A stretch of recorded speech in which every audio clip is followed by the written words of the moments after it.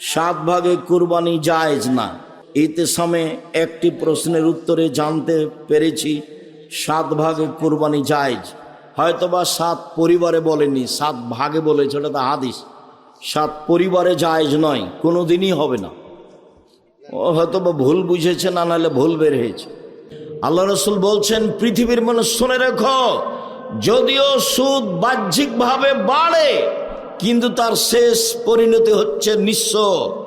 আমি শতদিন বলেছি যে কোরআন এবং হাদিসের সমন্বয়ে ফলাফল হলো যে যারা সুদ খায় তাকে একদিন না একদিন ভিক্ষা করে খেতে হবে, সে মাঠে নেমে যাবে, কোনো পথ থাকবে না।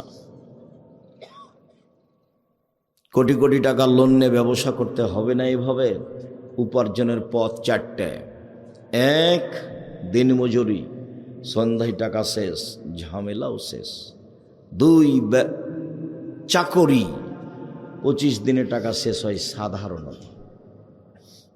5 দিন ধার কর্জ করে চলে। ব্যতিক্রম চাকরি আছে, কিন্তু সাধারণত চাকরির টাকা শেষ হয় কয়দিনে? 25 দিনে। 3, জমি চাষ, সমান সমান না হয় লস। এই হলো জমি চাষের ফল। 4, ব্যবসা। তখন আল্লাহ রসুল বললেন, আত্তাজির আস-সাদুক আল আমিন ইয়াকুনু ইয়াউমাল কিয়ামা মা শুহাদা সিদ্দিকুন আল আম্বিয়া। সত্যবাদী বিশ্বস্ত ব্যবসায়ীরা বিচারের মাঠে নবীগণের সাথে জান্নাতে থাকবেন। এই আবার কেমন কথা? এটাও তো অবাক। কেমন অবাক শোনেন। একজন সাহাবী রাসূল সাল্লাল্লাহু আলাইহি সাল্লামের কাছে রাতে ওজুর পানি আর মেশক নিয়ে গেছেন। উনি বলছেন যে ফাআতিতুহু বিওয়াজুইন ওয়া হাজাতিহি, তার ওজুর পানি এবং তার প্রয়োজনীয় জিনিস মেশাক কিছু আমি নিয়ে গেলাম। তিনি এটা দেখে এত খুশি হলেন, খুশি হয়ে আমাকে বলছেন, সালমা শেতা, আমি তোমার কাজে খুব খুশি হয়েছি, চাও, যা চাইবার চাও। মালিকেরা অধীনস্থ লোককে এভাবে বলে খুব খুশি হলে। যখন একটা ছোট কর্মচারী, আহমদ জি উপস্থিত, আহমদ জি উপস্থিত, বলার সাথে সাথে দৌড়িয়েছে উপস্থিত।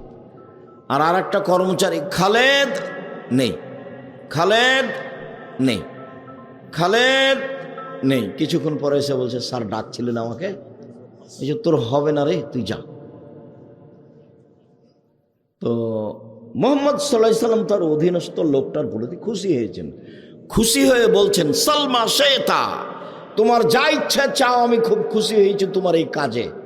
তখন সাহাবী বলছেন, আসআলুকা মুরাফাকাতাকা ফিল জান্নাহ, আপনার সাথে জান্নাতে থাকতে চাই। আল্লাহ রসুল বুঝতে পারেননি যে এই কথা বলবে। আল্লাহ রসুল তার গায়েবের খবর জানেন না।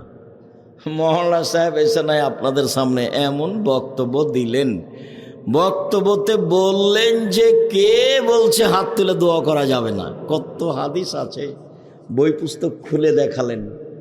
কেউ যদি বলতো যে মুফতি ফাইজুল্লাহ হাটহাজারী চট্টগ্রাম আজ থেকে নিয়ে 50 বছর আগে বলেছে নামাজের পরে হাত তুলে দোয়া করা বিদাত, স্পষ্ট শরীয়তে, এই উজ্জ্বল শরীয়তে জামাতবদ্ধভাবে হাত তুলে দোয়া করার কোনো হাদিস নাই, জাল হাদিস নাই, ভুয়া হাদিস নাই, বানানো হাদিস নাই। পৃথিবীর কোনো বিদ্বান বলেনি নামাজের পরে হাত তুলে দোয়া করতে হবে। বড় হানাফি মুফতি ফাইজুল্লাহ হাটহাজারী চিটাগাং, আমাদের বলার কি দরকার?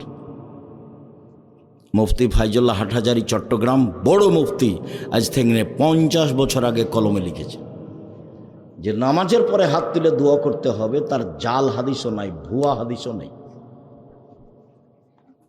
হাদিসই নেই, মানে জাল যে ভুয়াও নাই। এখন কি হাদিস খুলে দেখালেন, আল্লাহই ভালো জানে। তো মুফতি ফাইজুল্লাহ হাটহাজারীর বইয়ের সাথে বাহাস করলে হয়, বই তো আছেই, উনি কলমে লিখে গেছেন। আর বোখারি ওনারা পড়ান, বোখারিতে এক জায়গাতে বাব বাঁধা আছে, অধ্যায় অনুচ্ছেদ উল্লেখ করা আছে, ইমামকেও সূরা ফাতিহা পড়তে হবে, মুক্তাদিকেও পড়তে হবে,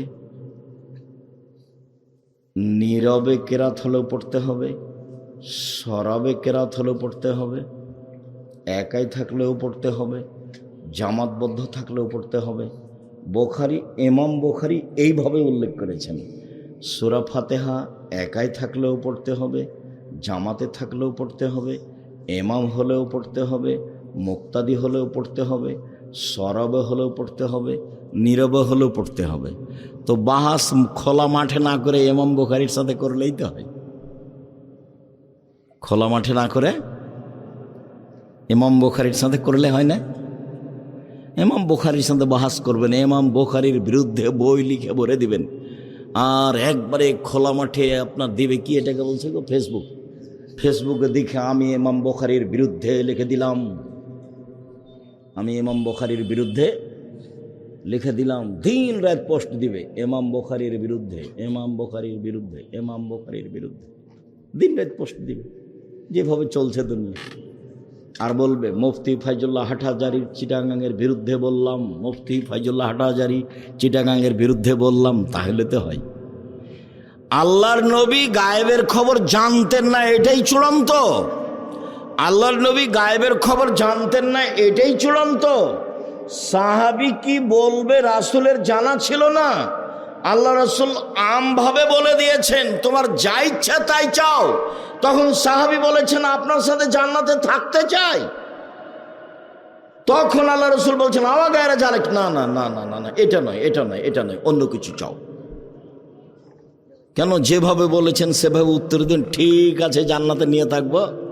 তার মানে ও তো কি বলবে রাসূলের জানা ছিল না, এমন দাবি জানিয়েছে যেটা আল্লাহ রাসূল জানতেন না। দেখলেন যে ওহো, এ দাবি তো আমি পূরণ করতে পারবো না। তখন আল্লাহ রাসূল বলছেন, আওয়া গায়রা দালেক, না এটা নয়, এটা নয়, অন্য কিছু চাও। তখন সাহাবী বলছেন, হোয়া যাকা, ওটাই চাই, ওটাই চাই। তখন আল্লাহ রাসূল বলছেন যে আইন্নী আলা নাফসিক বিকাসরাতিস সুজুদ, তুমি একটু বেশি বেশি তাহাজ্জুদ পড়ে আমাকে সাহায্য করো। মুহাম্মদ সাল্লাল্লাহু আলাইহি ওয়াসাল্লাম বলছেন, আমাকে সাহায্য করো বেশি তাহাজ্জুদ পড়ে, আমি তোমাকে জান্নাতে নিয়ে পাশে থাকার চেষ্টা করব। আর এখন আল্লাহ রাসূল বলছেন, সত্যবাদী বিশ্বস্ত ব্যবসায়ীরা নবীর সাথে জান্নাতে থাকবেন। বহু বচন বলেছেন, নবীগণের সাথে, সিদ্দিক সোহদাদের সাথে। ব্যবসা কি জিনিস? অবাক কথা। ব্যবসা কি জিনিস?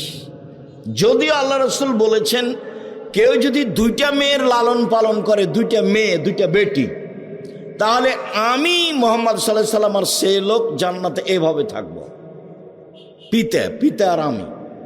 তখন আঙ্গুল দুটো জমা করে দেখালেন এইভাবে।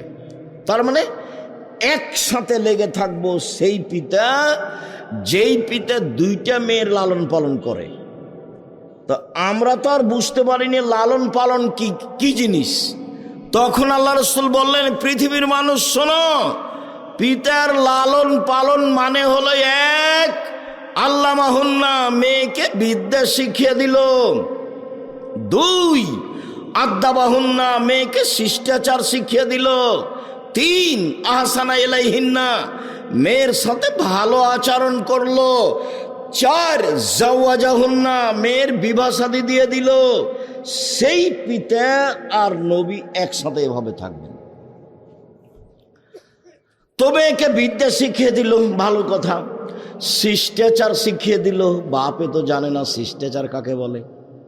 তোমরাই বলো, বহু মহিলা এখানে এসেছে, কালকে সকালে উঠে ভ্যানিটি ব্যাগ নিয়ে আর চিকন বোরকা পরে বাজারে চলে যাবে, এইটাই কি শিষ্টাচার? তুমি মহিলা মানুষ, তুমি বলো, আপনি বলেন, আপনি তো এখানে এসেছেন বোরকা পরে, ফ্যাশন বোরকা পরে আছেন কেন? শরম হয় না আপনার? হায়া হয় না? লজ্জা হয় না কেন আপনার? ভ্যানিটি ব্যাগ নিয়ে সকালে উঠে বাজার যান কেন?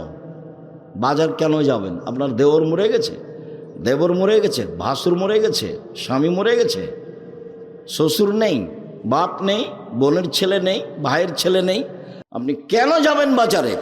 শরম হয় না কেন? শিষ্টাচার কাকে বলে? এই ছেলে, শিষ্টাচার কাকে বলে? তোমার বাপ তোমাকে কি শিষ্টাচার শিখিয়েছে? শিষ্টাচার কাকে বলে? তোমার বোনের নখ বড় আছে, এইটাই কি শিষ্টাচার? তোমার বোন নখে নেইল পালিশ দিয়েছে। ইহুদি খ্রিস্টানদের পতিতালয়ের মেয়েদের বৈশিষ্ট্য হচ্ছে নখে নেইল পালিশ দেওয়া। ইহুদি খ্রিস্টানদের পতিতালয়ের মেয়েদের বৈশিষ্ট্য হচ্ছে নখে নেইল পালিশ দেওয়া। ইহুদি খ্রিস্টানদের পতিতালয়ের মেয়েদের বৈশিষ্ট্য হচ্ছে নখে নেইল পালিশ দেওয়া, তোমার বোন নখে নেইল পালিশ দিয়ে রাখে, এটাই কি শিষ্টাচার? শিষ্টাচার কাকে বলে? শিষ্টাচার কি জিনিস? কপালে টিপ দেওয়া হিন্দুদের প্রথা। হিন্দু মেয়েকে বিবাহ করার 10টি পদ্ধতি রয়েছে, তার একটি পদ্ধতির নাম রাক্ষসী বিবাহ। মেয়ের পিতা বিবাহ দিবে না, ছেলে জোর করে যদি কপালে টিপ দিতে পারে তাহলে বিবাহ হয়ে গেছে। রাক্ষসী বিবাহ হিন্দুদের। সেই টিপ তোমার বোনের কপালে, কিভাবে এটা শিষ্টাচার হলো বলো? রাসূল সাল্লাল্লাহু আলাইহি সাল্লাম বলেছেন, যারা গায়ে উল্কি করে নেয়, কি বলে ট্যাটো নাকি, যেটা উল্কি করে নেয়, যে তার উপরে অভিশাপ। যে পরচুলা ব্যবহার করে, তোমার বোন পরচুলা ব্যবহার করে খোপা বড় করে, তার উপরে অভিশাপ। যে ভরু তুলে চিকন করে, তার উপরে অভিশাপ। যে দাঁত ছিলে চিকন করে, তার উপরে অভিশাপ। যে উঁচু স্যান্ডেল পরিয়ে নিজেকে লম্বা দেখায়, তার উপরে অভিশাপ। যে প্রেসিয়ার পরে যাকে কম বয়সে দেখানো চাই, সেটা হলো অভিশাপ। যে সামনের চুল ছোট করে, তারপরে অভিশাপ। যে এইভাবে ঢং করে চলে রাস্তাঘাটে, তার উপরে অভিশাপ। পুরুষের পোশাক পরে যারা, তার উপরে অভিশাপ। 3 শ্রেণীর মানুষ জান্নাতে যাবে না। তার 1 শ্রেণীর মানুষ, যেসব মহিলারা পুরুষের শার্ট প্যান্ট জুতা স্যান্ডেল পরে, তারা জান্নাতে যাবে না। মানে যাবে না, মানে যাবেই না। বলেন আপনি নিজেই বলেন, আপনার 2টা মেয়ের লালন পালনের কারণে আপনি জান্নাতে থাকবেন নবীর সাথে, এ কথাই ঠিক। কিন্তু তিনি বললেন, 1 বিদ্যে শিখিয়ে দিল, 2 শিষ্টাচার শিখিয়ে দিল, 3 তার সাথে ভালো আচরণ করলো, 4 বিবাহ শাদী দিয়ে দিল। তাহলে এই পিতা নবীর সাথে জান্নাতে এভাবে থাকবেন। তো বলেন, আপনি বুঝেন, আপনার মেয়ের অবস্থা আপনি ভালো জানেন। হাতের নখে মেহেদি দিবে, পায়ের নখে মেহেদি দিবে, একই। তার মানে আপনি জাহান্নামে চলে গেছেন। মরেন, ঢুকেননি কেন? মরেননি এই জন্য। নবীর সাথে থাকা বাদ দিয়ে কি হয়েছে? উল্টা পথে চলেছে। জিম্মেদারি তো আপনার, মেয়ে আপনার। আর লালন পালন ঠিক করবো আমি, শিষ্টাচার আমি শিখাবো? মেয়ে আপনার, শিষ্টাচার আমি কি দিয়ে শিখাবো? ওই যে ফ্যাশন বোরকা পরে এসেছে, একটু পরে যাবে, হ্যাঁ করে এসেছে, আবার হ্যাঁ করে চলে যাবে। আপনি ভালো জানেন শিষ্টাচার কাকে বলে। নবীর সাথে তো থাকা যাবে। বলছিলাম, সম্মানিত দিনী ভাই বোন, সত্যবাদী বিশ্বস্ত ব্যবসায়ীরা নবীর সাথে জান্নাতে থাকবেন, এ কথা মুহাম্মদ সাল্লাল্লাহু আলাইহি সাল্লাম বলেন।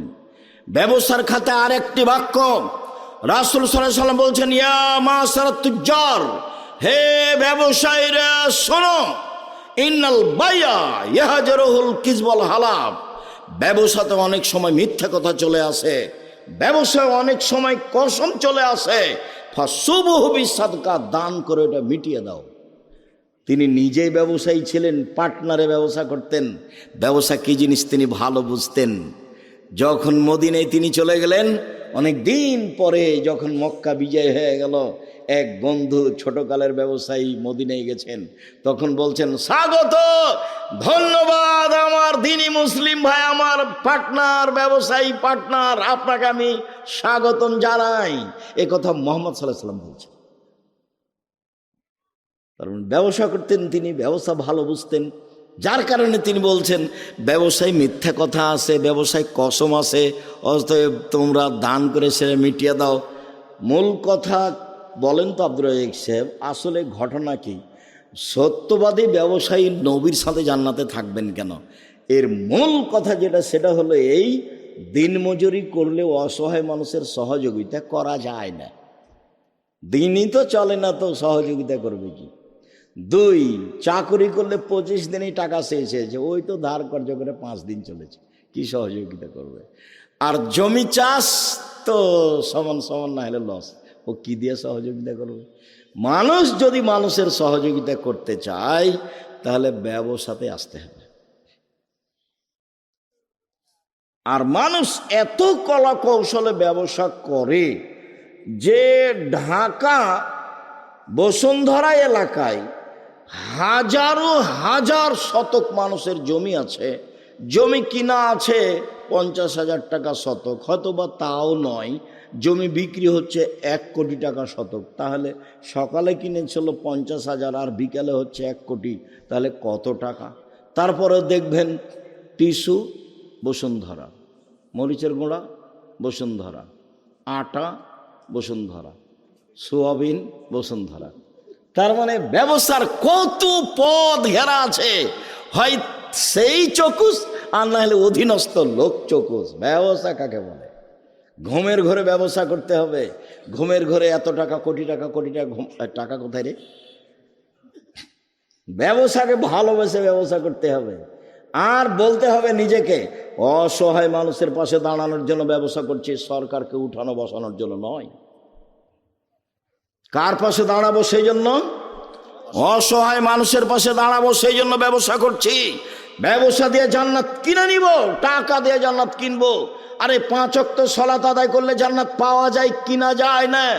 হজ করলে জান্নাত পাওয়া যায় কিনা যায় না? উমরা করলে জান্নাত পাওয়া যায় কিনা যায় না? রমজান মাসে রোজা থাকলে, সিয়াম থাকলে জান্নাত পাওয়া যায় কিনা যায় না? তাসবিহ তাহলিল জিকির আজকার করলে জান্নাত পাওয়া যায় কিনা যায় না? দান করলে জান্নাত কিনা যায়? আল্লাহ বলছেন, পৃথিবীর মানুষ, তোমার টাকা এবং জানের বিনিময়ে জান্নাত আমি বিক্রি করে দিলাম, তৈরি করেছি, আমি বিক্রি করলাম তোমার কাছে।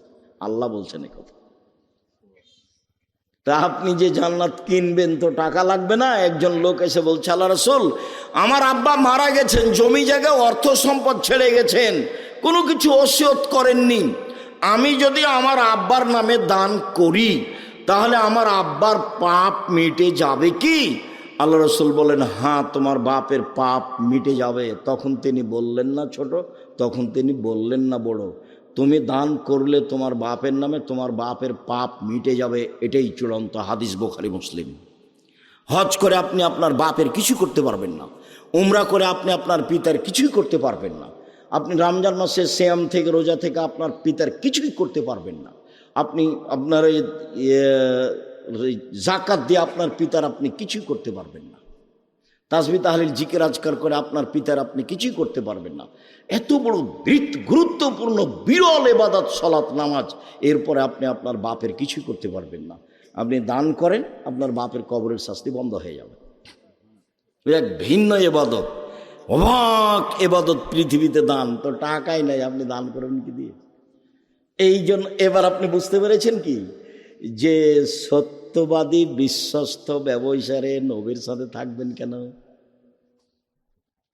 তারা অসহায় মানুষের পাশে দাঁড়াতে পারে, সেই জন্য। এটা জামিয়া সালাফিয়ার এখন মুআদালাযুক্ত, জামিয়া সালাফিয়ার সাথে সম্পৃক্ত প্রতিষ্ঠান। একে আপনাকে মন দিয়ে ভালোবাসতে হবে। জামিয়া সালাফিয়ায় প্রায় 5,000-এর বেশি ছেলে মেয়ে আছে, 300 জন শিক্ষক শিক্ষিকা আছে, 40 লক্ষ টাকা মাসে বেতন লাগে। 40 লক্ষ, প্রায় সব জমি কিনা। রাজশাহীতে যেটা আছে সেটা প্রায় 50 বিঘা জমির ওপরে। রাজশাহীতে যেটা মহিলাদের আছে সেটা প্রায় 60 থেকে 70 বিঘা জমির ওপরে। রূপগঞ্জ, নারায়ণগঞ্জ, পূর্বাচলে যেটা আছে সেটা প্রায় 100 বিঘা জমির ওপরে, প্রায় সবই কিনা। টাকা কোথায় পাওয়া যায়? বগুড়ার লোকে দেয়।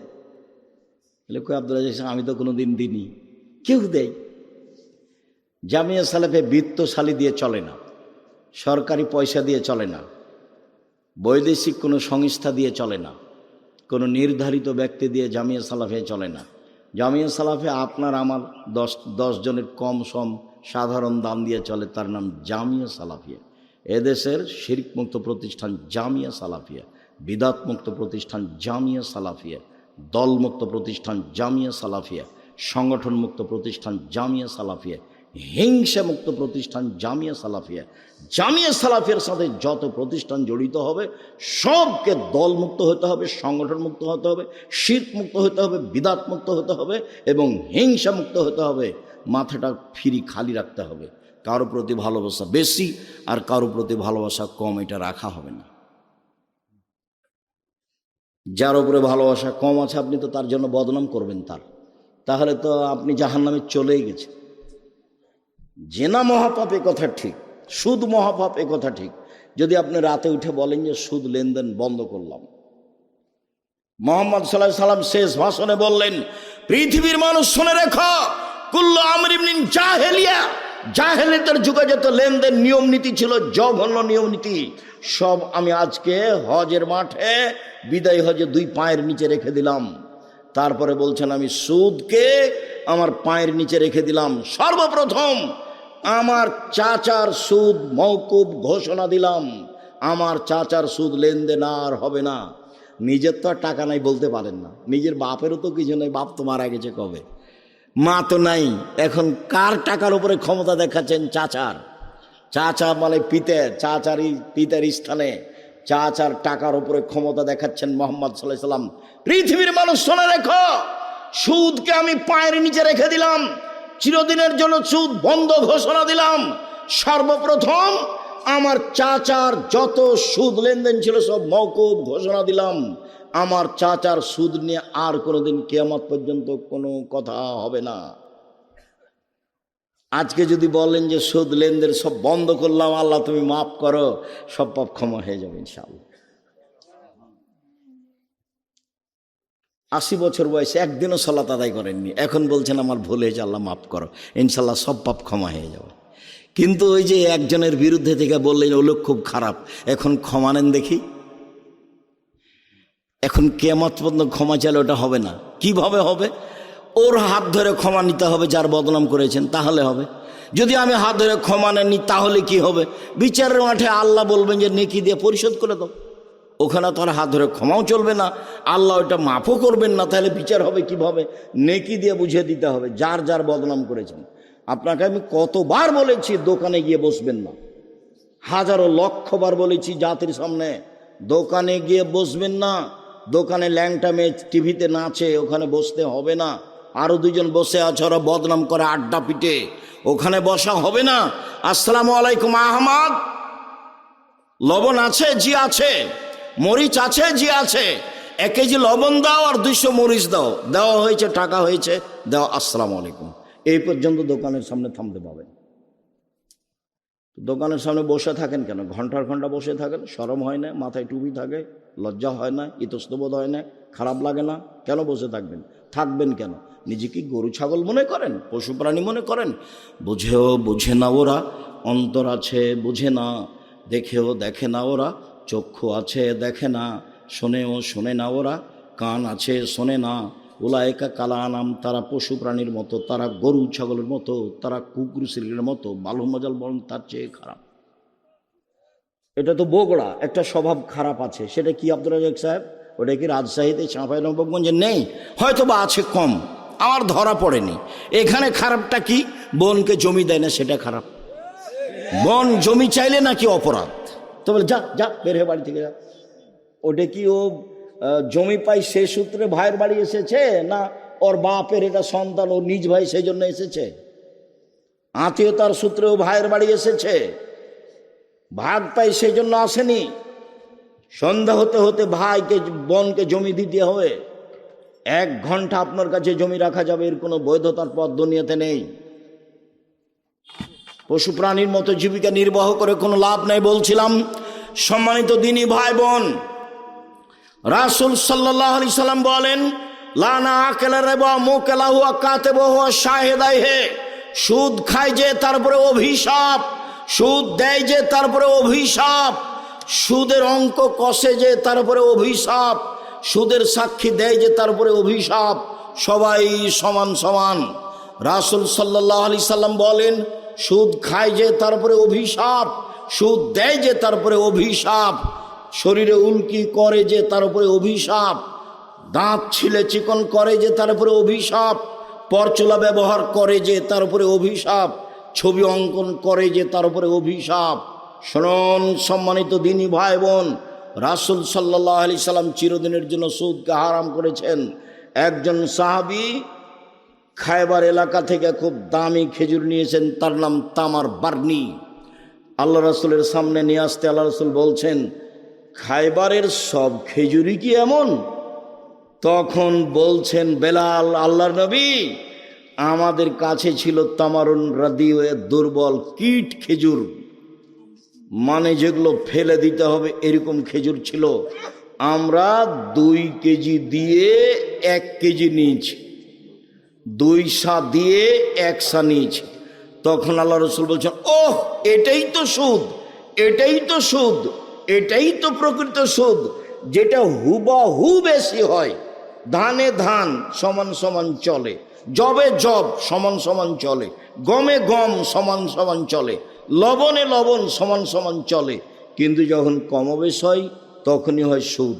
এই জন্য টাকা যদি কমবেশ হয় তখনই হয় সুদ। সম্মানিত দিনী ভাই বোন, রাসূল সাল্লাল্লাহু আলাইহি সাল্লাম এক লম্বা হাদিসের আলোচনায় এক পর্যায়ে বললেন, একটা লোক রক্তের নদীর মাঝামাঝিতে পড়ে আছে, একটা লোক পাশে দাঁড়িয়ে আছে, তার হাতে একটা পাথর রয়েছে। ভিতরের লোকটা যতবার নদী থেকে উঠার চেষ্টা করছে, নদীতে পানি নেই, শুধু রক্ত, রক্তের নদীতে লোকটা পড়ে আছে। যতবার উঠার চেষ্টা করে, পাশ থেকে তার মুখের উপরে পাথর মেরে তাকে নদীর মাঝামাঝিতে করে দেওয়া হয়। এক পর্যায়ে আল্লাহ রাসূল যখন বললেন দুইজনকে, বলো তো তোমরা এসব কি ঘটনা? তখন আল্লাহ রাসূল বললেন, ওই যে লোকটা রক্তের নদীতে পড়েছিল সে লোকটা হচ্ছে সুদখোর। যতদিন পর্যন্ত বিচার না হবে ততদিন পর্যন্ত তাকে রক্তের নদীতে ফেলে রাখা হয়েছে, তাকে পাশ থেকে পাথর মেরে তার মুখ কানকে ভেঙে চৌচির করা হবে। আরও অবাক যে কোনো পাপীকে বিচারের শেষ দিন পর্যন্ত রক্তের নদীতে ফেলে রাখা হবে না। সে জেনা হোক, সেটা চুরি হোক, সেটা ডাকাতি হোক, সেটা নামাজ ছেড়ে দেওয়া হোক, সেটা মানুষকে হত্যা করা হোক, সেটা যেটাই হোক না কেন, সুদখোর ছাড়া বিচারের দিন পর্যন্ত মরার পর থেকে রক্তের নদীতে কাউকে ফেলে রাখা হবে না, সুদখোর ব্যতীত। কথা কি বোঝা যায়? যেদিন মরেছে সেদিন থেকে রক্তের নদীতে ফেলে দেওয়া হবে। যতবার উঠার চেষ্টা করবে ততবার পাশ থেকে পাথর মেরে তার মুখকে ভেঙে চৌচির করে দেওয়া হবে, তার নাম সুদ। খবরদার লোন নিয়ে ব্যবসা করতে যাবেন না। লোন নিয়ে ব্যবসা করেছেন আপনার তো জানাজাই হবে না, জানাজাই বাতিল। মওলানা সাহেব করে দিচ্ছে, এখন মওলানা সাহেব করে দিচ্ছে তার কি করা যাবে? লোন ব্যাংকে চাকরি করে, 50 লক্ষ টাকা লোন নিয়েছে, 5 তলা একটা বাড়ি করেছে, লিফটে উঠে আর নামে, বউ খুশি, ছেলে মেয়েও খুশি। এখন ওর বাপ মারা গেছে, তো মক্তবের মসজিদের ইমাম যে ইমামতি করে দিয়েছে, বাস সমস্যা শেষ। এখন আল্লাহ রাসূল বলছেন, এই শোনো, এই লাশের ঋণ আছে নাকি? জি। কেউ পরিশোধ করবে? কেউ দাঁড়ালো না। তখন বললেন যে থাকো, আমি গেলাম, যার ঋণ আছে তার জানাজা নেই, জানাজাই নেই, তার নাম ঋণ। আল্লাহ রাসূল সালাম ফিরার পূর্বে বলতেন, আল্লাহুম্মা আউযু বিকা মিনাল মা'সি ওয়াল মাগরাম, আল্লাহ তোমার কাছে বাঁচতে চাই ঋণ কর্জ হতে, তোমার কাছে বাঁচতে চাই বড় পাপ হতে, তোমার কাছে বাঁচতে চাই ঋণ কর্জ হতে, তোমার কাছে বাঁচতে চাই বড় পাপ হতে, তোমার কাছে বাঁচতে চাই ঋণ কর্জ হতে, তোমার কাছে বাঁচতে চাই বড় পাপ হতে। হারামের যত পথ রয়েছে উপার্জন হিসাবে, আর সুদ তার সবচেয়ে বড়। রাসূল সাল্লাল্লাহু আলাইহি ওয়াসাল্লাম বলছেন, লা ইয়াদখুলুল জান্নাতা জাসাদুন গুযিয়া বিল হারাম, ওই শরীর জান্নাতে যাবে না যে শরীর হারাম উপায়ে বাড়ে। এই ছেলে বসো, সময় তো হয়ে গেছে, আমি তো নিজেই ছেড়ে দিচ্ছি, এসেছি তো 12টার সময়। রাসূল সাল্লাল্লাহু আলাইহি ওয়াসাল্লাম বললেন, লা ইয়াদখুলুল জান্নাতা লাহামুন নাবাতা মিনাস সুহতে, হারাম উপায়ে যে শরীর বাড়ে সেই শরীর জান্নাতে যাবে না। কুল্লু লাহমিন নাবাতা মিনাস সুহতে কানাতিন নার আওলা বিহি, যেই শরীর হারাম উপায়ে বড়েছে তার জন্য জাহান্নামে যথেষ্ট। ছেলে মেয়ে বাপ বেটা সব জাহান্নামে যাবে হারামের কারণে। আল্লাহ রাসূল বলছেন, যে হার উপার্জন করে তার তার কাপড় হারাম, তার খাওয়া হারাম, তার পোশাক হারাম, তার জীবিকা নির্বাহ হারাম, তার দোয়া কি করে কবুল হতে পারে? দিন রাত দোয়া করলেও কবুল হবে না, সব বন্ধ হয়ে গেছে। অল্প পয়সা উপার্জন করেন বৈধ। আমি বলিনি চকলেটের ব্যবসা করতে হবে, মানে আমি বলেছি চকলেট বিক্রি করে খাও, তার মানে কি এটাই করে খাও? মানে চকলেট দিয়ে বলেছি সবচেয়ে কম পয়সার ব্যবসা করো। বুঝাতে পারলাম না কথা? চকলেটের ব্যবসা করতে বলেছি মানে কি? সবচেয়ে কম পয়সার ব্যবসা করেন, তাহলে তো লোন নেওয়া লাগবে না। ধনী হতে 30 বছর সময় লাগবে, 35 বছর সময় লাগবে। একদিনই কলিকাতায় হিরোইন কিনলেন, ঢাকায় বিক্রি করলেন, কোটি টাকার মালিক হলেন, তার নাম ব্যবসা? ব্যবসা এটা নয়। কলা থেকে শুরু করতে হবে, চকলেট থেকে শুরু করতে হবে, জুতা স্যান্ডেল রাস্তায় বিক্রি করে মাঠে আসতে হবে। তারপরে বিত্তশালী হওয়ার জন্য এটা সময় লাগবে। সম্মানিত দিনী ভাই বোন,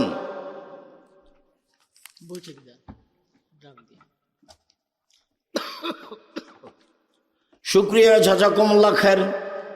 যেহেতু এটা একটা কওমি প্রতিষ্ঠান, যাওয়ার পূর্বে আমার পক্ষ থেকে একটা আলিতেসাম পত্রিকা ফ্রি আছে, যখন একটা বই নেবেন তখন।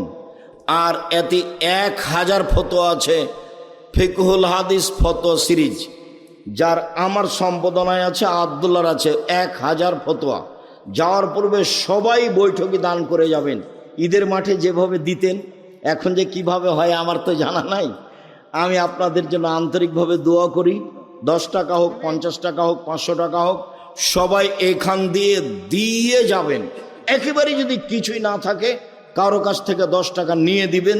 আর যারা স্টেজে আছি তারাও বৈঠকি দানে অংশগ্রহণ করব সবাই। আমি নিজেও বৈঠকি দানে আপনাদের এখানে অংশগ্রহণ করছি। আল্লাহ আপনাদের সবাই বৈঠকি দানে অংশগ্রহণ করবেন। যারা স্টেজে আছেন 50,000 20,000 ওটা দেন ভিন্ন কথা, এখন বৈঠকে অংশগ্রহণ করতে হবে সবাকে। যারা আপনারা আমার সামনে আছেন, যারা স্টেজে আছে, সবাইকে বৈঠকি দানে অংশগ্রহণ করতে হবে।